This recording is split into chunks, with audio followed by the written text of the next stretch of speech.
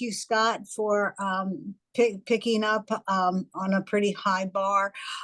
As you all read in the announcement, Scott considers himself a climate change refugee. Having fled Texas, I can imagine there are other reasons to flee Texas. I'm kind of hoping Texas would secede. I would be all about that. And moved to wonderful downtown Hockessin, Delaware. So I'm going to let you further introduce yourself and welcome, and I look forward to hearing your talk. I do have some slides to show, so I'm going to pull those up real quick. But yes, as Jill says, I am relatively new to the state, having moved here in March of 2023, 2 years after natural gas left me to die in Texas during that big snowstorm down there that I'm sure you have heard about. Let's see here.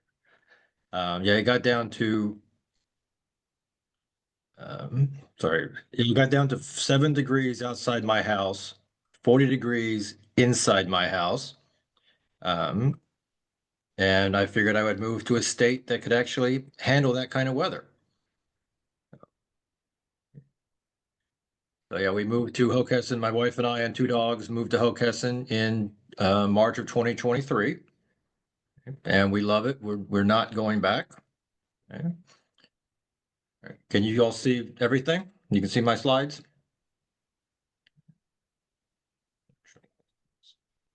All is well. Yes. Yes. Okay. All right. So yes, as she also mentioned, I have the president of DEEVA, the Delaware Electric Vehicle Association. We are, as of this week, we are sponsored by Evolve, which is the company you probably have not heard of, and Scott Knows Solar, which is my company. I do solar sales for a living, commercial, residential, community, all of it. Okay. Now, I think it was not playing. We'll just minimize that. Okay. All right. So who is DEEVA? Well, it's an acronym, and DE is obviously Delaware. The rest of that stands for Electrical Vehicle Association. We are a member officially of the EVA, the National Electric Vehicle Association. That is something that you pay to join. And then we get a portion of that payment as the local chapter. EVA gives us insurance on things like events and other things that we need. And we are considered a 501c3. So any donations, your membership, all that kind of stuff is potentially tax deductible. Okay. 1 second here. Okay. And we are non-brand specific. We don't care what brand of car you have. As long as it is either fully or partially electric, you can join. No internal combustion engine cars. So, don't bring us your classic Corvette and think you're getting in. That's not how this works. No pure hybrids. So your Priuses are not eligible. If it's something like a Volt that plugs in and has an engine, a gas engine, we would accept that. Okay, but it has to actually plug in. And we are looking to grow. We currently have 5 members, 4 of whom are on the leadership committee. And I'm looking for people who want to create their own role, and maybe they just want to be in the club. And we're looking for people who want to help plan events and do some management around that stuff. And our critical need is social media. Okay. That she did put in the chat how to join if you want to do that.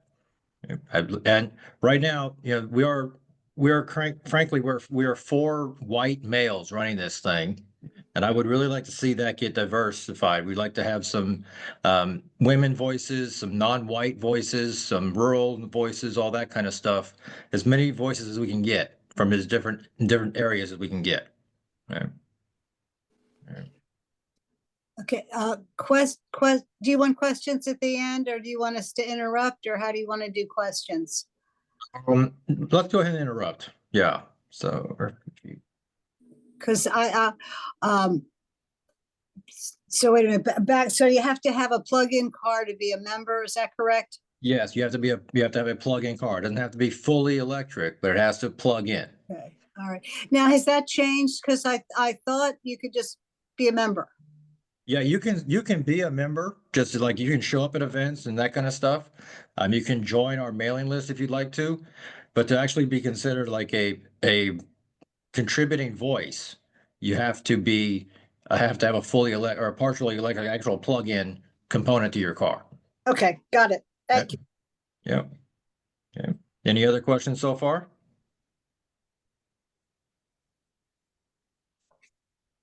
Okay, I'll take that as a no. So, I pretty much covered this slide already, but we're going to go through it again. I'm Scott Phillips, the president. CJ Myers is our vice president. Some of you know him. Carrie O'Hagan, Dan Foskey, and Dean Day are the other leaders that are on the team. So I guess we have 5 leaders and 6 members. And I think, is it Carrie that's on the call tonight? Yeah, I'm on. Would you like to say anything else to kind of introduce yourself as a leader? Well, I'm more of a follower than a leader, but one of the things that I do is I do some of the social media stuff. I've on X, which used to be called Twitter, and has truly become a disappointment. I'll say it from the way it used to be. We have a DEEVA. It's Delaware EV @ Delaware EVs. And I post stuff on there daily, mostly articles and links to interesting stuff. And I'm working on for DEEVA a monthly newsletter from Substack regarding EVs. And what I'll do is I'll send that to the Green Drinks email when probably won't be out till next month sometime. And if anyone wants to join, they're welcome. I'll send you a link so you can sign up. Okay, thanks. Thank you, Dean, or Carrie, sorry. Okay. Yeah, as I mentioned, I moved from Texas to Delaware in 2023. I was a Texas master naturalist. I am now a Delaware master naturalist. I took the training this spring, and we'll be submitting in the journal soon, so I will be certified and moving into 2025. Okay. I have a membership at Mount Cuba. I was the first person in my circle, first person I knew to switch to an electric. Okay. I did that. I'll cover that in a moment. Okay. As I mentioned, my day job is selling solar. Okay. I am a climate change refugee, thus the move from Texas to Delaware, which we've already talked about. In 2016, I bought a used 2013 Nissan Leaf. In 2018, my wife bought a Tesla 2014 used S, the first and only used car she ever bought. And then in 2022, I traded in that 2013 for a 2022 Nissan Leaf. And as I have said to many people, once you go electric, you don't go back. Now, who is Evolve, our sponsor? So Evolve was the first and only company in the country that services only electric vehicles. So if you get in a car wreck, you can go to Evolve. If you have a dent, you can go to Evolve. If you need some sort of random service, Evolve can handle that. Okay. Why is this important? Well, traditional dealers don't like electric vehicles for reasons that we'll get into. Okay. And Evolve is in Wilmington. They service all brands, all makes, all models, as long as they're electric. Okay. Basically, if it's electric, they can help. Okay. They handle the insurance, which can be a big deal for people. Now, if it's something like a manufacturer recall, they may not be able to help that. That is kind of brand specific. Like I myself, in my 22 Leaf, I've had 2 recalls in the last 2 months. I have to go deal with Nissan rather for those because Evolve just doesn't handle Nissan Leaf yet on the recall front. Okay. But this is the real benefit to working with Evolve. So if you go to a regular car shop or a dealer or something like that to get major work done, they will keep your car typically 5 to 6 weeks. Yes, over a month. At Evolve, the average is 10 days and you can get in within 48 hours. Right? So, and they know what they're doing because they focus only on electrics. Um,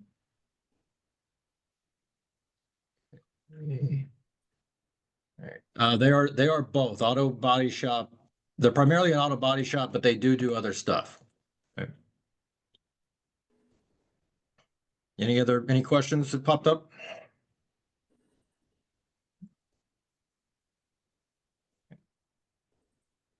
All right.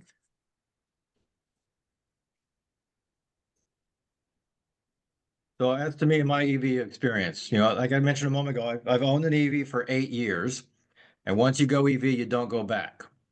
Right, so in November of 2016, for what I consider probably among this group obvious reasons on that date, I bought a 2013 Nissan Leaf. There was this car. Okay? This thing is what my wife and I lovingly referred to as the piece of shit. Okay, I buy a used car, and I did I followed all the instructions. The Leaf was advertised as 84 miles range. In reality, in Texas, I was getting 40, 45 per charge. Okay?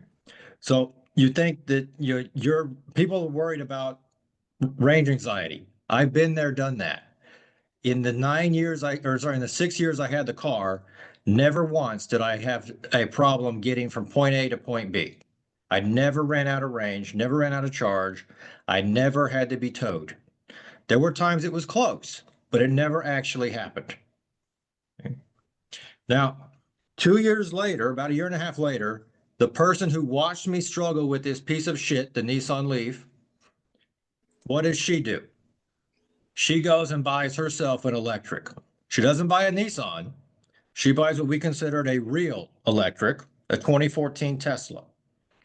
This was the first used car she had ever bought. Why did she buy a used? Well, because she could prove that all the oil changes had been done, all the maintenance had been done, all the belts had been handled, all that stuff. Why?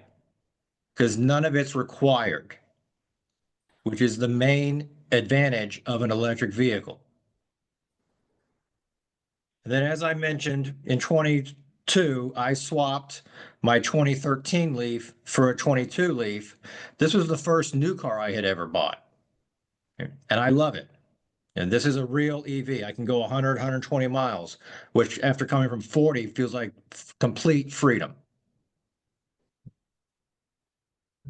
Now, this is what most people hear or get told about when they when they think of electric vehicles. Like, this is the reason we do this. Now, this is, impacts is natural gas. For those of you who don't know, I'm assuming everybody on this call knows, but basically, burning fossil fuels is why we're having climate change. And this graph does a pretty good job of showing you how many more we're having and what the cost is. But when people talk about EVs or going solar or going wind energy or whatever, they typically hear about natural disasters. It turns out, though, that talking about natural disasters is not how you get people to take action. Let me say that again. Talking sustainability to people does not get them to take action.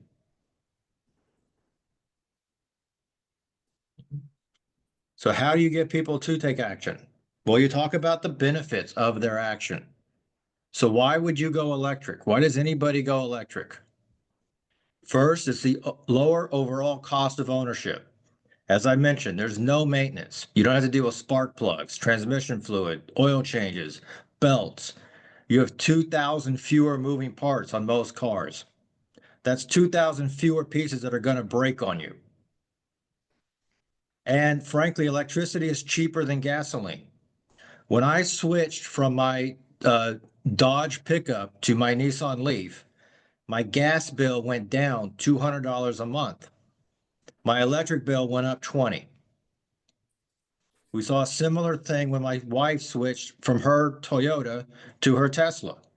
The gas price dropped something like $300 a month, and the electric bill went up about 25. And you get to skip the gas station. You plug in at night, and the car is ready to go when you wake up. Now, people talk about range anxiety. We'll get more into depth in that in a moment. But by some forecasts, between 2028 and 2030, there will be more EV chargers in the United States than there are gas pumps. This is for a couple of reasons. One, over the last several decades, gas stations have been quietly closing. Every year, there are fewer gas stations than the year before. And we're building more EV chargers every year. So one number is getting bigger, one number is getting smaller. And then you also get to claim the tax and environmental benefits. What's the tax benefit? That depends on the brand and the model. Sustainability is the last thing you talk about when you're trying to get somebody to go electric vehicle or electric solar or whatever, right? It's the last thing you mention. Are we having questions pop up?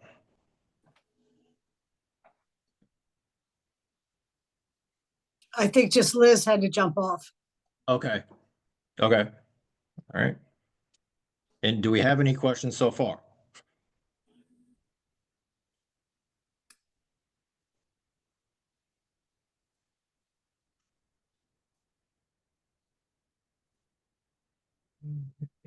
Can you see yellow hands, Scott? No. Okay, well, I have a question. Okay. It's actually semi-serious. We don't have a plug-in hybrid, but we have a friend who does, but they're in Kennett Square. So do you accept refugees from other states as members of your organization, honorary or otherwise? And what if Yeah, it we would breaks accept down? them as like honoree. I don't think they would be able to be like the paid level, but we Yeah. would accept them as like, show up at our events type thing, get on our email list type thing. Right. Yeah. What about maintenance? Can people from out of state still go to Evolve? Yes, Evolve handles all states. They're actually looking to expand some of in the next couple years, but right now they're physically located in Wilmington. Okay. Yeah. I have a question. When you say there will be more EV chargers than gas pumps, are you literally saying gas pumps or gas stations? And are you including home charging stations? So I'm saying more chargers than gas pumps, which is like the actual pump at the gas station is what I'm counting. And Okay, yes, that does include at-home charging. okay, thank you. Okay. Any other questions? Yeah, I imagine you'll get to this, but as everybody's noticed, we'll be having a change of administration at the federal level. Are you Yep. going to talk about all that kind of stuff? I was going to say good stuff, but it's not good stuff. Well, that is still rather up in the air. Trump is threatening to do a lot of stuff, and even Republicans are telling him, no, you need to hold off on that. So I don't have any specific slides about that because it's completely in the air at this Agreed. moment. All right, Okay. no worries. Would somebody else try to ask something? Okay. So basically, this is something that I came up with as a way to advertise EVs. You speak to how many people already have EVs, millions of people. The electric life is much better. It's cheaper, it's healthier, it's simpler, right? In Texas, the thing I did not mention is in Texas during that big snowstorm, there were people who survived that freeze by living in their EV for 3 or 4 days. They got through it without any problems. There were also people who tried to live in their internal combustion engine in their garage for 3 or 4 days. They all died of carbon monoxide poisoning, right? So yeah, the EV has other advantages beyond cost. Right? Now, but when people talk about why they win electric, the number one answer is the cost savings. The number two answer is they're just more fun to drive. As I mentioned, there's a lot less maintenance. You have 3 fluids instead of 7. They do better in crashes. There are a lot of videos out there of people getting T-boned. Everybody in the EV walks away. Everybody in the internal combustion goes to the hospital. Same car wreck. And electric prices are pretty stable, unlike gas prices. A gas car wastes 85% of the energy. So 85% of what you're paying to Exxon or Mobil or whoever is just thrown away. 80% of the energy you put in the EV gets used. So you're only throwing away 20%, which is how the EVs are so much more fuel efficient. And you can see the difference per mile in terms of range and cost, right? You get 3.5 times as many miles for the same $100 in an electric compared to a gas car.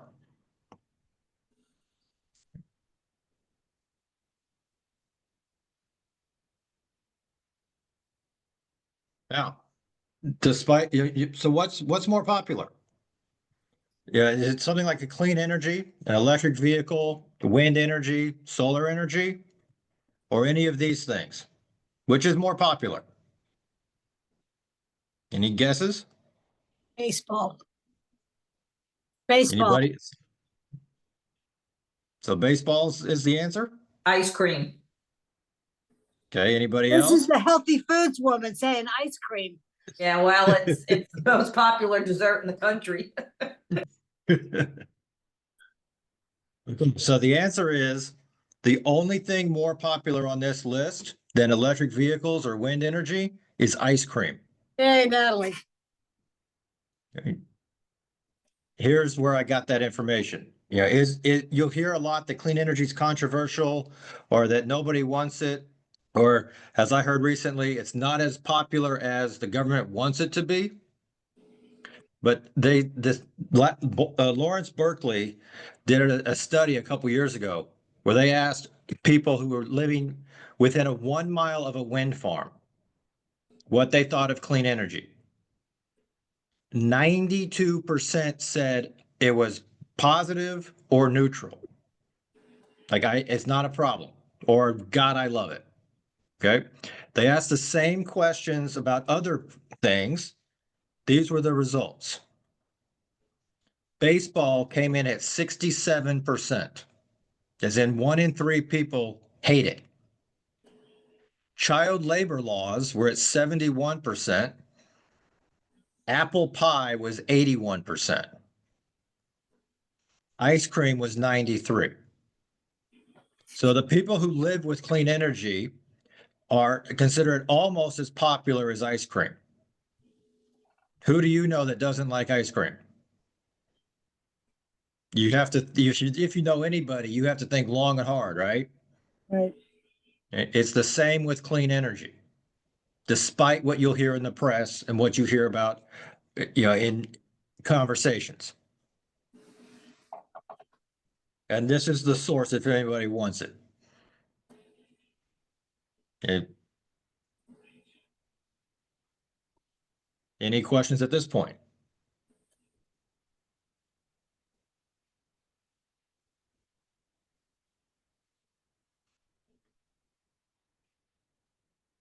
Okay. So why is clean energy resistance so loud? I know that says solar, but the same it applies to wind and electric vehicles as well. Do we have any ideas as to why you hear it so much that it's evil? Fossil fuel industry. Yep. Anybody else? Caesar Rodney Institute. Yep. There's like a wind, saying- It's intermittent. Intermittent. Okay. there's a wind farm offshore of Donald Trump's Scotland golf course. Because humans are averse to change. Too And much. the gas industry is very powerful. And the gas industry, right? So this is kind of where I'm headed with that, is the gas industry. This is a meme that I found, I've grabbed. I thought it pretty much hits the nail on the head. You want to build a coal mine? Fine. Big oil owns the mines. You want to go drilling for oil and gas? Fine. They own the wells. You want to do nuclear? They own the uranium. You want to do solar power? Well, they don't own the sun.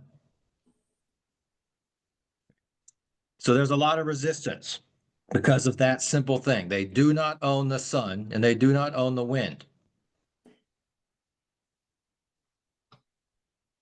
And this one shocked me. There's somebody out there actually training people how to lobby and stop clean energy and electric vehicles and that kind of stuff. What do his students call themselves? Here are some of their names: the Koch brothers, Heritage Foundation, Americans for Prosperity, Caesar Rodney, that one got mentioned by somebody else, Institute for Energy Research, the American Energy Alliance, Master Resource. And they actually have a cut and paste bill that they produce. Like, they just be able to give one copy to Delaware. They're using the same thing in Texas. They're using the same thing in Maine. And they're just generally trying to stop this movement. How is it working? No, it's not. Here's the thing they frequently leave out. Anybody know what the answer to this question is?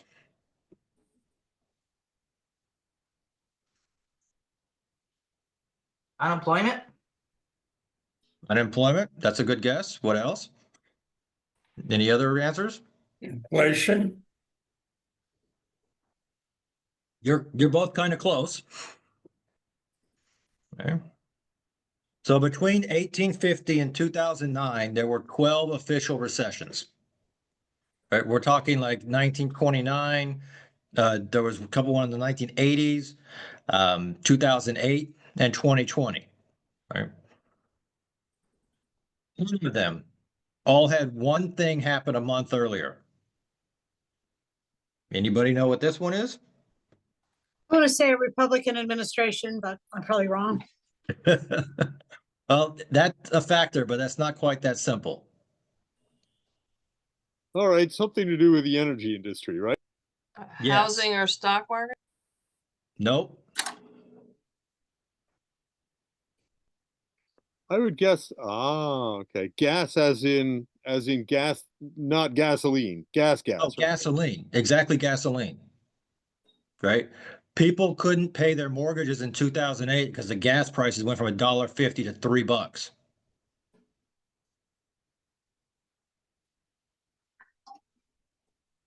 Let that sink in, right? The gas prices jump, the economy goes to hell. This is the top reason to go electric.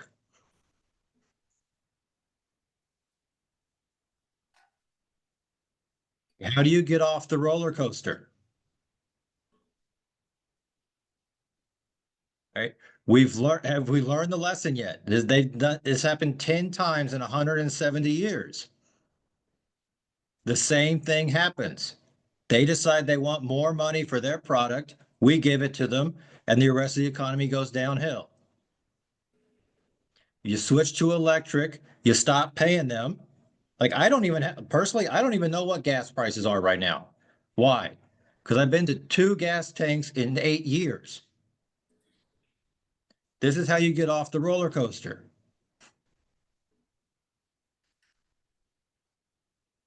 Now, who's getting off the roller coaster? Well, people tell me that you can't do that because of this thing called range anxiety and road trips. So this is the actual map of what's called level 3 chargers in the United States. This is Tesla only. Right? You can actually go from coast to coast without any problem. You can do from Mexico to Canada, no problem. Now, you do have to have a Tesla for this map to work, but that is changing because they lost a court case about a year ago where they were told you are a monopoly, you have to share. So Fords and GM so far have access to this network. Others are coming soon. Okay. And this is the global sales of electric versus non-electric cars. Every year since 2017, the sales of gas cars drop compared to the prior year.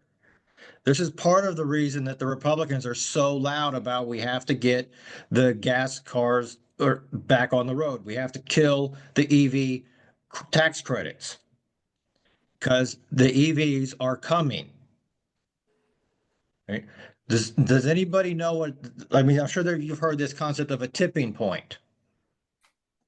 So, basically a tipping point is when a population has, like enough of the population has adopted the new thing that it becomes inevitable that everybody will use this new thing. Does anybody know what that percentage of the population is? 33%? Nope.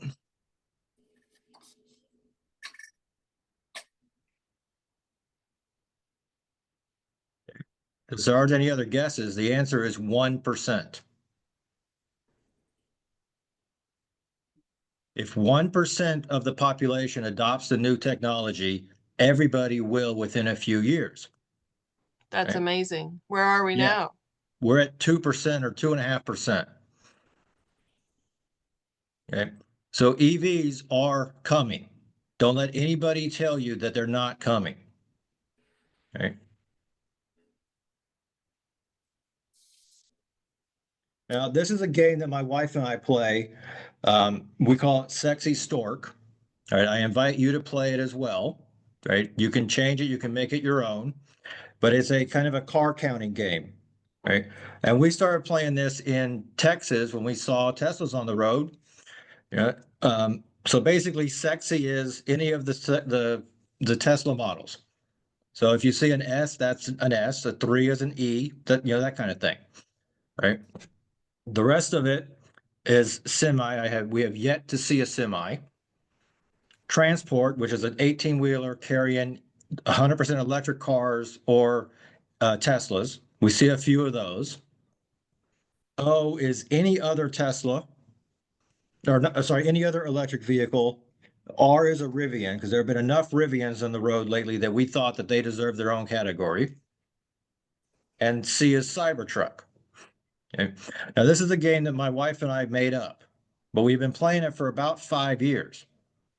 The primary benefit of this is I can tell you that EVs are coming. It's a way for my wife and I to be aware that we are not the only EV drivers and that there are a lot more EV drivers every day in our area, right? This week, we have seen an explosion of Cybertrucks. I don't know what happened, but it went from once every couple of weeks to every day we're seeing 1 or 2 Cybertrucks. Okay. Rivians we see pretty much every day. Transports we'll see about once a month, once every other month. Right.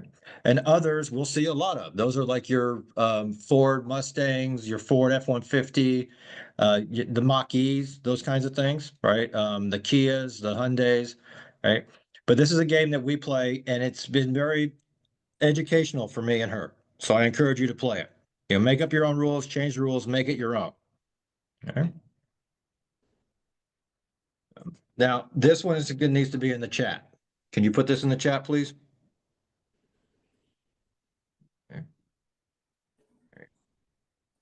So if you click on this, these are real cars currently for sale within a few miles of my zip code.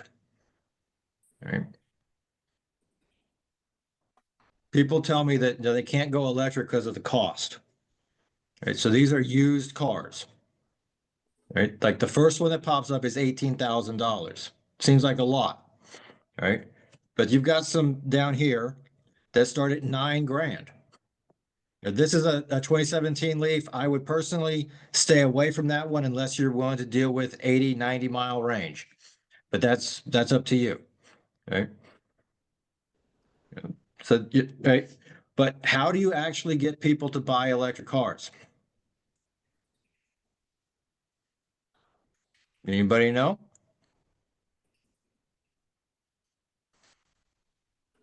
Tax credit? What was that? A tax credit? Tax credit, that's one answer. What else? Any other guesses? I was gonna install a charger in my house. That as well. Any other guesses? Just purchase Like- cost. Purchase cost? Yeah, you talked purchase cost. But what's the most effective way to get somebody to go buy an electric vehicle? Their friends got one. That's up there. Give them a Right. test drive. Give them a test drive. Get their butt in the car. Right. Now, if you are going to go electric or thinking about it, these are some things to consider. Do you have a charger? Do you have some way to put in a charger? Okay. My charging system, it cost, the first one was $800. The second one was about 800, was another 800 because we had to upgrade some electrical stuff. Right. Have you thought about or talked to whoever providing your car insurance stuff? Right. Some cars, sometimes the insurance rate goes up, sometimes it goes down. It really depends on what you're driving now versus what you're looking at buying. Right. The top reason that EVs drive up insurance is that the insurance companies are terrified of the batteries. That's not something they have to actually be afraid of, but that is their current fear. Okay. And then you have to think about range. How far is it going to go? Is that distance enough for your day-to-day commute? You know, if you're going from here to Miami every day, probably not gonna work in a Leaf. If you're going here from from Delaware to Philadelphia, yeah, you could probably do that in a Leaf, right? It's just something you have to figure out or consider for yourself. Okay. Do we have questions about this slide? There is a question in the chat about when you live maybe in a more urban environment or whatever environment where you don't have a driveway, or maybe you live in an apartment complex with a parking lot, it's not in your control to have a charger. Yeah. So that is a major issue. That's one of the reasons that we're only at 2 or 3% population, right? But there are places now that you can do things like supercharging on a regular basis. It's not ideal for your car, but it can be done. Like Wawa's have a lot of chargers. Apartment complexes are in conversation to add EV chargers a lot of times. Sometimes they're just waiting on the tenants to say, "Hey, we want that." There's a kind of a perception among real estate owners that people aren't really going electric. That's just not happening. So why would I invest in that? So maybe if you express an interest to your landlord or your office manager, maybe they say, "Hey, you're the fourth person in a month that said something. We should look at this." Maybe they blow you off. For Right. your work, where if you work somewhere, they could put them Right, or there. for work, right? The same principles apply. Like there's this general perception that nobody wants electric, nobody drives electric, and they only did it for the tax incentives. As we covered, that is not at all the truth. But people who don't drive electric don't necessarily know that. How about Right. urban streetscapes? Yeah, urban streetscapes, there's people working on that as well. They have some examples out there. I met a girl 2 months ago who's working on putting in some sort of new technology where it doesn't look like a car charger, because apparently that's one of the major beefs is people, that NIMBY stuff, not in my backyard. They don't want it to look like an EV charger.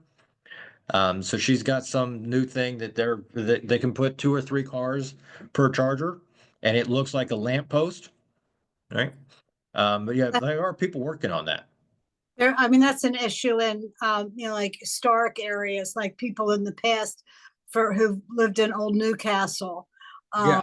It's not a NIMBY thing. It's maintaining the kind of the atmosphere of your, historic district. Is that Like, Cora Castle you were talking to by any chance? I think so, yeah. I always blank on her name though. Yeah. Yeah. Yeah. Yeah. Any other questions or comments at this point?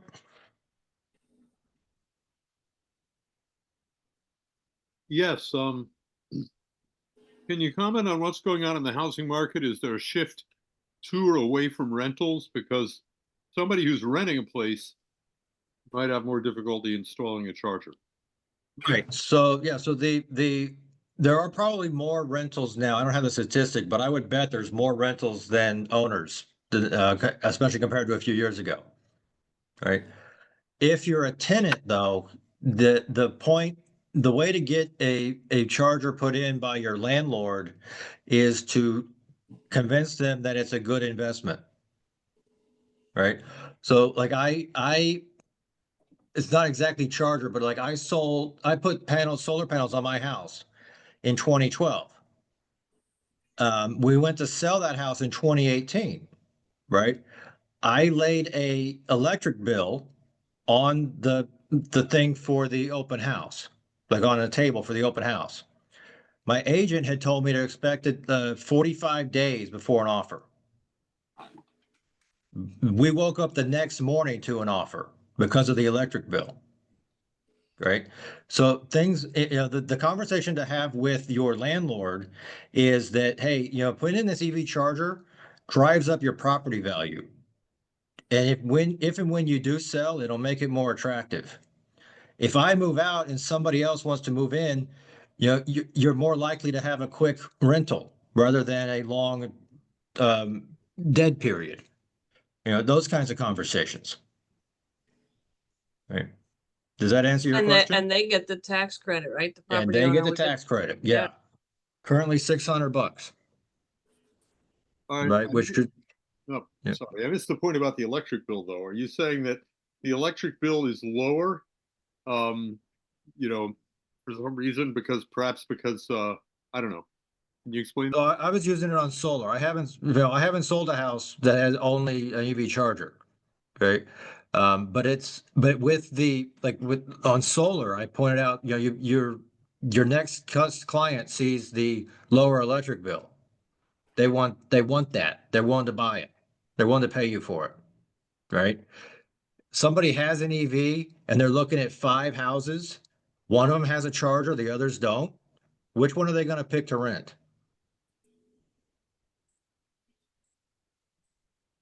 Right? Those kinds of conversations to have with the landlord. Any other questions? I have a comment Sure. on these things to consider. I think also it's the cost of operating the vehicle. The maintenance on electric vehicles are a lot lower. There's a lot of maintenance you don't have to do. The biggest cost is a battery replacement if you run into that. That's the biggest challenge. But you also, if you just do simple calculations on cost of mile driven for your fuel, because there's a lot of people do this equivalent miles per gallon and stuff. And I was trying to talk to people and I realized it just confuses them. So I changed it to dollars per mile driven or miles per dollar you spend. And because that's what they really care about. So my daughter's car, she gets tremendous, like 30 miles per dollar driven. Yeah. You take a typical gas car getting 30 miles a gallon, it's $3. They're only getting 10 miles per dollar. And so once you put it that way, I have a number of people who've gotten interested in electric when I've been able to get rid of this miles per gallon equivalent and just say, to charge your car totally and you can drive this many miles, it costs you this much money at 15 cents a kilowatt. You're getting so many miles per dollar. Exactly. And they can all do the gas calculation head. Oh yeah, I got a great car, 30 miles per gallon, but $3 for a gallon of gas is 10 miles. Yep. So with the right car, And then the other thing is, the ones we've had are the maintenance have been tremendously low. They're simple designs. The engine is really simple, Yep, just an electric motor. And yep, and if you live in the city, you can feel good that when you sit at a stop sign, you're not polluting. Yeah. yeah. But, I but have, you got to look at total cost of operation at the end of the day is very important to people. I mean, a lot of people don't think it through that way, but once people get in a car and experience it, it's like, Dad, this car is so much less expensive for me to drive than one I used to have, because she went from a gas to 100% electric, and she doesn't know any of the math, but she simply knows a lot less money is leaving my pocketbook. yes, yes, and that was my comment early on, that my gas bill dropped $200 and my electric bill went up 20, Yeah, right? because you're getting miles per Yeah, and mile. it was the same, I was doing the same driving. Yeah. Right. Yeah, and I was on my truck, I was putting in $50 per, like, the really high quality oil into the thing every 4 months, right? With EVs, I don't have to deal with that. Yep. Right. I popped so in the 8 years that I've had the car, I've had 3 services. 2 of them were for recalls, like like I got a thing in the mail that my 2022 Leaf was under recall because the rear view camera has a tendency to fall off the car. Well, that kind of thing you're going to see that with other cars too, right? But that was going to the dealer, put up with their uneducated people. They they do a couple of screws, you get the car back, and you move on, right? Now, it's just that simple stuff. Any other questions or comments? I have a question. I just bought a regular hybrid, Okay, and I initially wanted to get a plug-in hybrid. okay, But when I went to look, of course, I only had a week because I totaled my car and they'll only give you a rental for 7 days. So I didn't have a lot of time. I was thinking about the RAV4 plug-in hybrid. And I okay. went to the Toyota dealer and he said that they're not carrying them right now because Delaware does not give you a tax credit at this point. He said that in the near future, they probably will. Can you explain that? Yeah, he's most likely talking about their clean air law they passed a couple years ago, Delaware? which were Delaware. Yeah, there's a clean air or some similar name that basically requires dealers to sell a certain percentage of EVs every year, and plug-in hybrids, I do not think generally are considered in that math. Oh, Okay. And every year, the percentage of EVs that's required goes up. okay. So it's Okay. not, yeah, so plug-in hybrids don't count. Yeah, I don't believe plug-in hybrids count for their, legal meeting requirements. Yeah. I thought it had something to do with the tax credit, but I don't Yeah, recall what exactly. as far as I know, the tax credit applies to both. It's just generally smaller on plug-in hybrid than on a full electric. Right. All right, but there should be, as far as I know, there is a state level tax credit for plug-in hybrids, and there is also one, I believe, now for federal level as well. Okay. I bought both a EV and a plug-in EV, and I got the same tax credit on both of them. It might have been when I bought them, but I didn't get any different. Part of the tax credit is driven by how many cars have been manufactured. When the tax credit was set up, it was 200,000 vehicles. So it was an encouragement to manufacturers to be able to get their first 200,000 vehicles made and sold, because that's the biggest cost for a car company is ramping up. Once they get their lines rolling, the cost per unit drops significantly. So the tax credit was really there to motivate car companies to build their first 200,000 to get them off and get them started. So some vehicles, the 200,000 has been built. Now the RAV4 plug-in hybrid is new, so that's not the case there. Well, But for so, some yeah, vehicles, you can't get the credit because they've already hit their 200,000 limit. well, yeah, so, and like Tesla met the 200, Tesla met 100,000 and they moved it up. I think they moved it higher than 200,000 per car. But yeah, so that's, uh, yeah, and basically the point of the tax credit is it's not so much about the cost of the car for the manufacturers. It's more about the cost of having to build a new plant or rework their existing lines for EVs. And a lot of those, like Nissan or Chevy or Toyota, they just don't want to put the money in until they see there's a market, right? Nissan was the first one to come to market, and they put out a rather interesting car, but it was limited range because their factories were not heavily invested in because they weren't convinced there was a market yet, right? So yeah, the EVs are great for the consumers, but yes, they are really there for the manufacturers. Sorry, the tax credit, yeah. Any other questions, comments?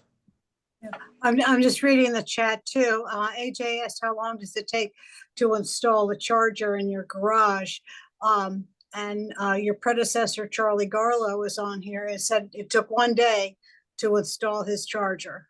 Yeah, the answer is it depends on your electrician's schedule. Once they actually show up, it's a couple hours. Way to go, Scott. Charlie here, doing a great Hey, job. Proud Charlie. of you, brother. Yeah, yeah. Hold Any on. other questions? Yeah, another thing, I didn't know if you talked about it, when I put my charger in the state of Delaware, it gave me a credit for it. I actually got about half the price off through the tax incentive. You have to apply for it. It's a little bit different. It doesn't come like when you buy your car, the dealer will know how to do that. They don't do it. When I bought mine, they didn't do anything for chargers. You have to go do your own work, and you got to apply to the state for it. And once you apply it, it's pretty easy, and the money just pops into your bank account, a few weeks. Yeah. You have to have Yeah. proof that you installed it. You have to have the bills and everything. Right. Yeah, you have to basically submit, I think it requires a picture of like a finished job picture and an invoice. Yeah. Right. It wasn't And yeah, that hard. like you said, the money is there within a couple days. It's super fast, especially for government. Yeah. Any other comments, questions? What happens if, I'm trying to think of worst case scenarios here. In the case of a natural disaster like Hurricane Helene, if power, centralized power goes off for weeks, then what do people do? I mean, a gas station might be able to install a temporary generator to run its parts and fill people's gas tanks, but I don't see how, I mean, can you charge your car battery using a generator that you can, put in your home? No. Well, if the generator is powering your home and then you're getting regular electricity out of it, yes. Okay. But the caveat to that is, despite what you've heard and what you think, natural gas and generators are far less reliable in disasters than solar or wind energy is. Okay. In February of 2021, the whole problem in Texas was that natural gas people had been allowed to neglect the maintenance on their pipes for years, so they couldn't maintain the pressures they needed. Right? Hurricane, was it Helene, just hit North Carolina a couple months ago? Right? There are 2 or 3 hospitals who have announced they will be going solar plus battery because that is reliable. And natural gas is not. Right? So if hospitals are going that route, yeah, who shouldn't be is where I'm at. Yeah, so the natural gas, yeah. So like in my house, I have a battery. We have panels plus battery. If the grid goes down and there's no sun, we're covered for 4 days. If there is sun, that's longer than 4 days. What size battery have you got? We have 2 Tesla Powerwalls, so we have 27 kilowatts. Right. Now we would have to probably like not charge our car or things like that to make the 4 days, but we'd be able to do, heating, cooking, refrigerator, You know, we wouldn't have to replace all the groceries after the storm. Right? Yeah, so any other comments, questions? Yeah, the economics of putting a battery in my house didn't make any sense to me. So the Tesla battery, was it like less expensive? I didn't look at that as an option. No, the Tesla battery is the one that I put in right after being caught in Uri, Winter Storm Uri. Right? Yeah. Right. So it's for me, it's not about the economics. You know, you go 5 days without power and it gets down to 40 degrees inside your house. You know, there's a different perspective that you get on what technology you're going to rely on. Yeah. So it wasn't, I sell solar. I'm not here to talk to sell solar tonight, but I encourage people every deal. I try to get a battery in that because that's where it is for me. I don't make any extra money on the battery, but that's, you know, the battery is the difference as far as I'm concerned. Right. And like I mentioned earlier, in Uri, there were a lot of people who survived in their EVs, whereas people trying to make it in their ICE cars all died of carbon monoxide poisoning. Mhm. Yeah. Right.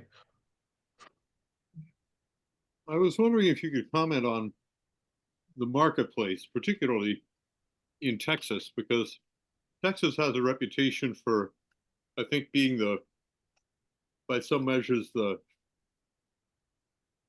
highest concentration of installed solar and wind in the country, in spite of everything that the fossil industry has been doing to try to handicap that. Yep. I'm wondering if you see the same kind of thing happening in the EV market. Yeah, I see it coming. Yeah, the turning point, as far as I'm concerned, was when Tesla announced they were putting their factory in Austin, Texas. Right. When you look at where the IRA money went, something like 85% of it went to the Republican South. Right. They talk a good game about wanting more gasoline and more natural gas and more carbon-based products. But when push comes to shove, they buy the electric stuff. So the way it's going is basically, you know, they bitch and moan about California, and then they do exactly what California does. And then the rest of the country follows Texas. Right? Like there was an ad this week that I think it's Lennar is building houses outside Austin and outside Dallas. They are giving new construction. They are including 20 kilowatt batteries on every home for free. Like in the price of the home, you get a battery now. 10 years ago, that was never going to happen. Do you think Right. do you think natural gas is as dead as coal? I think that they don't know it yet, but yeah, they're on that road. Yeah, there was a article out of Australia about a month ago that the coal industry has been running their factories 24/7 simply to keep wind and solar off the grid. And they have decided they can no longer afford to do that.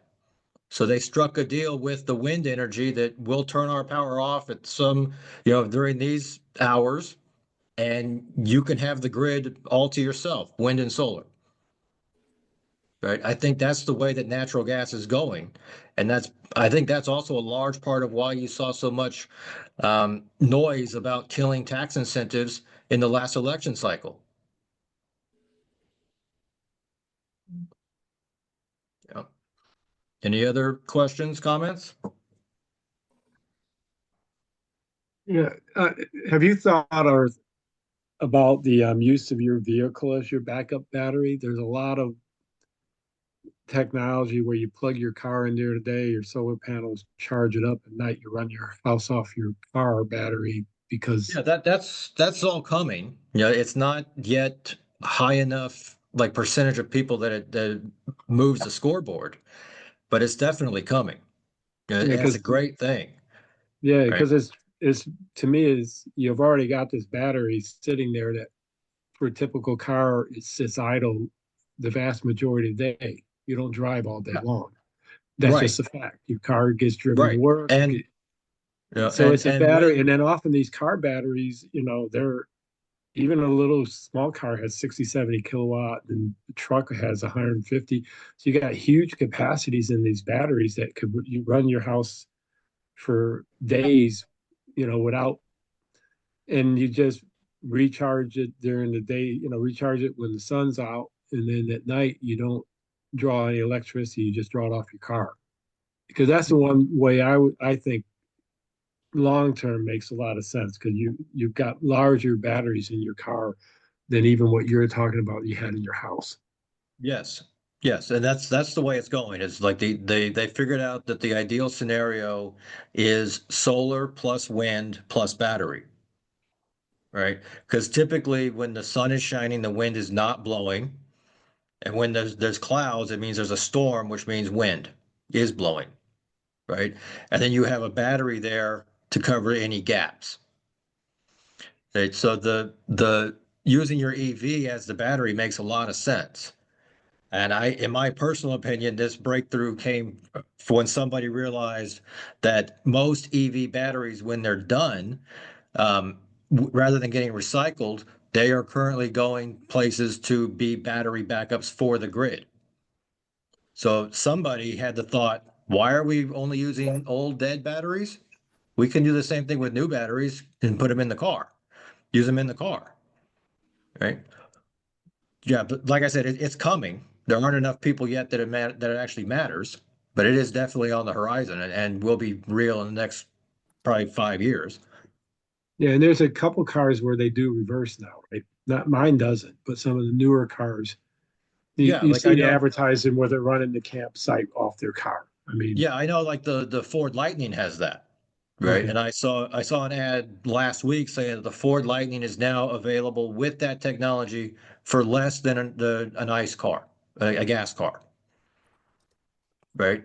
So like it's coming. Yep. Yeah, and I don't know why you wouldn't buy that if it's available to you, especially if it's cheaper than the other option. Yeah.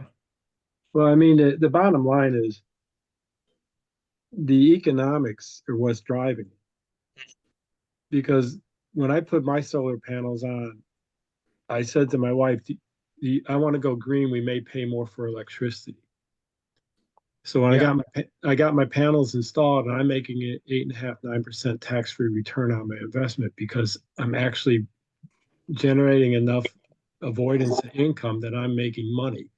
Yeah. I knew I Yeah. could make And money off solar. I put it a long time ago. Now I've told 5, 6 friends about this, and they've all put in solar on because it's economically sensible. So I yeah, don't know how it can be beaten in the long run. it can. So like if you put $30,000 of panels on your house, it's like buying a 30,000 bomb. My friend who has south facing roof, a perfect roof, mine's not perfect. He's making about 11.5% tax free return on his investment.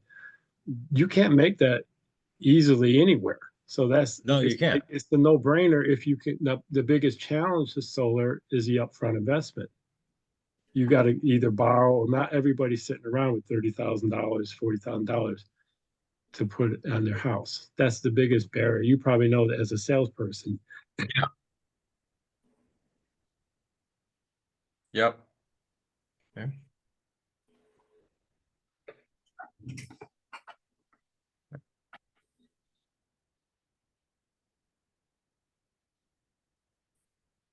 So this is the plan for DEEVA. Basically, like I mentioned, we have 5 official members. There are 6 official members at this point. We're trying to get bigger. We're going to start celebrating progress. Like we want to do EV charger grand openings. You know, we're trying to get more membership, which is why we're doing talks like tonight. We're doing both paid membership and unpaid, right? And then we're looking to partner with EV related companies like the Evolve that I made a big deal about earlier. Scott Knows Solar, that's my solar company. I'm not going to plug it very often, but you'll see the logos around.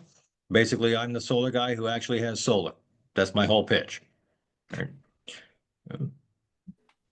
And then once we're stable and we're starting to do that on a regular basis, we're going to start doing ride and drive events, farmers markets, coffee shops, and the big one is dealership trainings.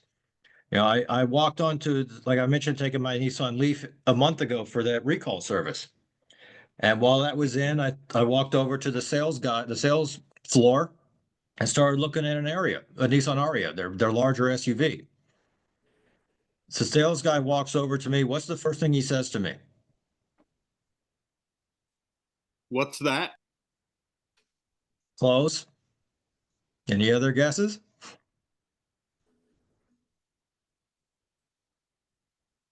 Yeah, I know what was told to me once upon a time. You don't want that car. Yeah. He said nobody buys that. And what did that really mean? He meant that I, unlike most people, I'm sure, I asked him a bunch of questions after that, and he said we've sold 2 Arias in the last 12 months.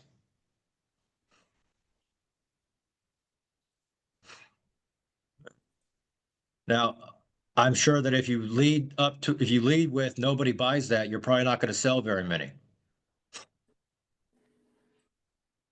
And not a really good sales pitch. But say you're really a crappy salesman, aren't you? Right. But yeah, there are a lot of reasons for that. But there's a Kia dealer here in Wilmington that we talked to, and he says they move 8 or 10 EV9s a month. Now, EV9 is more expensive than an Aria. So it's not about the car, it's not about the price. It's about the one company wants to sell them, the other company doesn't. Right. So if DEEVA is really trying to get involved with dealerships and help them to get over this idea that EVs are evil. Yeah. So, how to get involved if you want to. So if you own a company or know a company, we'd love to have you on as a sponsor. All right. At this point, we're not charging for this service. It's a we grow, you grow type thing. There are national level details that we can talk about. There are some charges for that just because it's a bigger audience, but the local state level stuff is free. And you can join us as an EV driver, become a leader of the group. Like I mentioned earlier, we have 5 people. They're all white males. I would like to get a little more diverse than that, get some other voices in the group. If you know of a place that you think would make a really great ride and drive location, or cars and coffee, that kind of idea, let me know about it. She put our contact info in the chat a couple times now. She's put how to register or join DEEVA in the chat a couple times. Use those links. If you know of places that you think it would be great for us to just, does like a grand open, like a public charger coming, let us know about that. Right. And then they previously did National Drive Electric Week, which was sponsored by the National Electric Vehicle Association.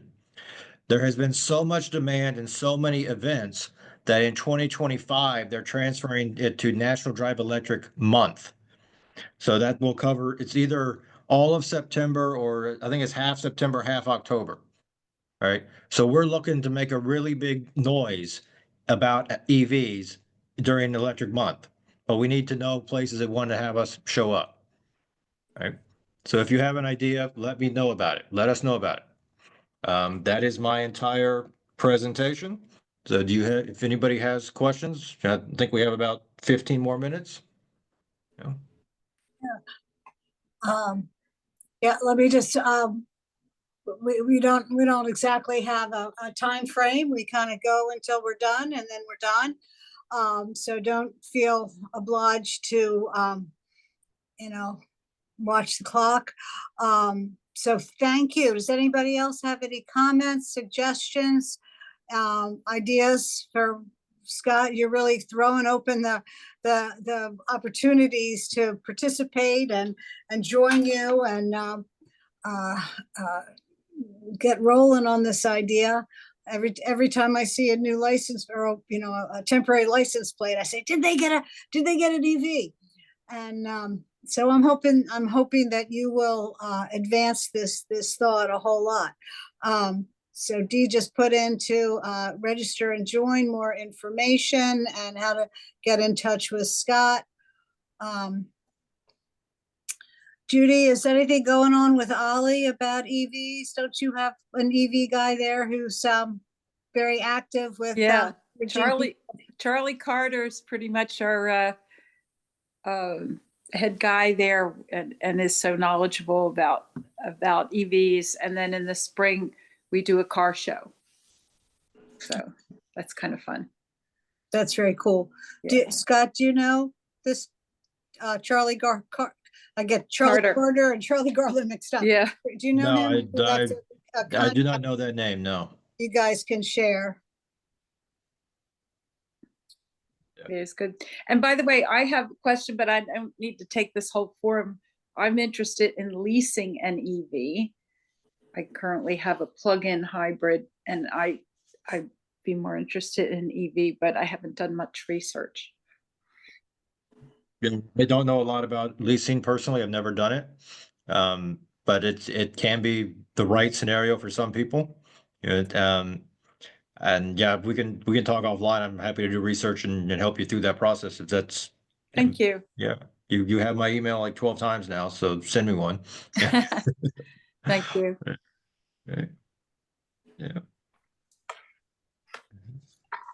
Please feel free to decline this question because I know it's getting late and I've asked some, but I did see an allegation, I think on YouTube, that dealers' lots are full of high margin, larger vehicles, SUVs and so on. It's hard to find a sedan available. And is that same kind of, I guess one form of the question is, do you foresee, particularly in the next couple of years of the new administration, do you think car manufacturers are going to back and push EVs? No, I don't think they're going to intentionally market EVs or push them very hard at all. Right. But the point is that we're kind of past the point that they can stop them. Yeah, it's like there was one analysis that I saw that said basically the technology, both solar panels and electric vehicles, have matured enough that Trump really can't do anything to stop those. Right. Where he can make a difference is on things like batteries, and any like anything that's still in the R&D phase or is just coming to market. Those new up and coming technologies are going to struggle. But the ones that are already considered established should be fine. Will they have a little bit of will they have a smaller market penetration than previously? Probably, but are they going to die off? No. Yeah. Well, he's probably Did that answer the question? Yeah, the follow-up is he's probably going to kill rare earth imports from China if he goes through with his tariffs. Well, he's certainly going to try. The question is he going to be able to get that stuff in? Yeah. If you use the first administration as a model, he talked a lot, but he only got like 15% of it executed. Right. So yeah, if he does 15%, we're probably fine. If he manages to get 80 or 90% of what he wants, yeah, we're probably screwed. But it just comes down to how effective is he and how many of the politicians have the backbone to tell him no, which comes down to the voters telling the politicians which way they want them to vote. Hey, Scott, I sort of have maybe the opposite end question, and I'm sorry if you touched on this and I missed it, but I think I heard a piece on NPR or something like that a while back about how the gist of it was basically EVs aren't good for the environment because everyone that buys an EV, their old gas guzzling car gets shipped overseas to third world countries, and so those third world countries are just being polluted more than ever. And so it was, an argument against EVs here. Yeah, Your thoughts on that? That may be true in some cases. But my first thought is that even the thing that comes from America that is polluting is probably cleaner than the thing they're driving before. Right. My second thought is a lot of those probably actually get destroyed here in the States because they want the material, they want the metals out of them. Right. And if you've driven by a junkyard lately, yeah, there's no shortage of old cars that are just being destroyed. Yeah, so it's about replacing the dirty thing with the clean thing as much as possible. Right. Yeah. Yeah. Right. I've heard that argument with buses more than cars, that, they ship all the buses different places. Yeah. So yeah, the other statistic that doesn't get a lot of play is if we were to switch the world to electric vehicles completely, the shipping industry would drop by 20%. Why? Because they wouldn't be pushing oil around as much or at all. Right? 1 in 5 boats that moves across the Atlantic Ocean is pushing oil. Right? Like, let that sink in for a moment.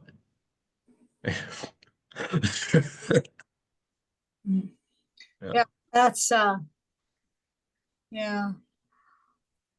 Yeah. Put that in your slide for wherever you do this presentation again. I think that's pretty powerful. That's pretty powerful. Yeah. Right. All the bad stuff about oil, other than it's And I don't know if any of you noticed, but I didn't lead with the tax credits as a reason to go electric. Right? I didn't even bring them up. You guys brought them up. Right? I didn't lead with, the environmental stuff. Right? I put that in there, but it wasn't the first thing I mentioned. Right? The thing that I talked about first was, how's it going to help you? What's going to save you money and make your life easier? Right? Like that's how you sell these things. That's how you get people interested in EVs. Stop leading with environmental issues. Stop leading with tax incentives, because guess what? They ain't going to be here much longer. Right? Is this industry a one-trick pony, or do we have multiple tools? Right? I think there's multiple tools. Use them. Right? well, clearly people vote for their immediate interest, not their long-term philosophical interest. If if the price of eggs is what drives it, then the price of driving is Scott, I am going to thank you a lot. People are starting to Yep. drop off, so Yep. we recorded. Thank so you. If you want to listen to more things, you can go back and listen to Scott.